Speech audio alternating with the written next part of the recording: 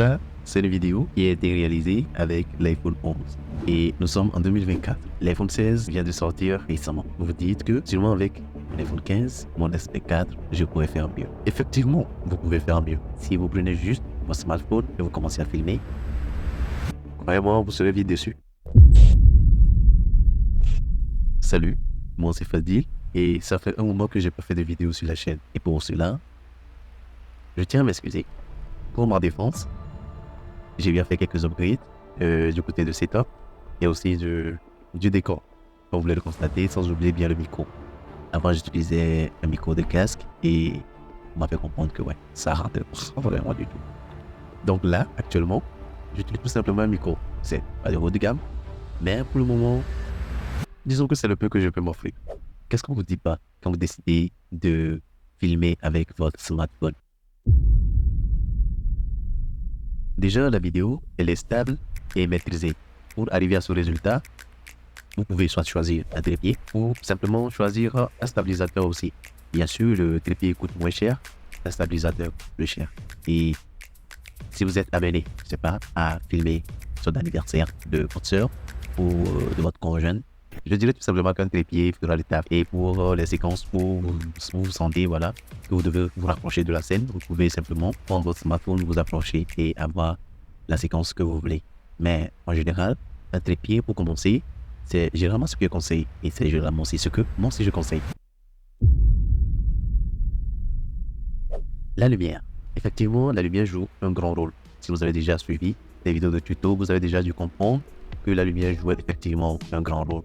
Vous verrez que ce dernier s'est posté à des positions qui lui permettaient de pouvoir bien filmer sans trop avoir de rayons soleil qui impactaient sa vidéo.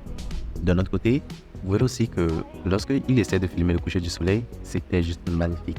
Et il n'y avait pas d'entrée de lumière vu le temps déjà qu'il faisait. Et comme vous le voyez, le rendu est vraiment beau.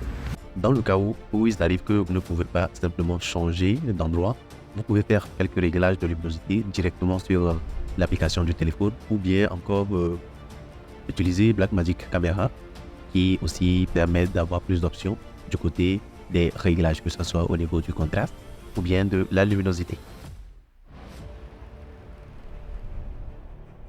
Nous sommes arrivés au troisième point, le montage.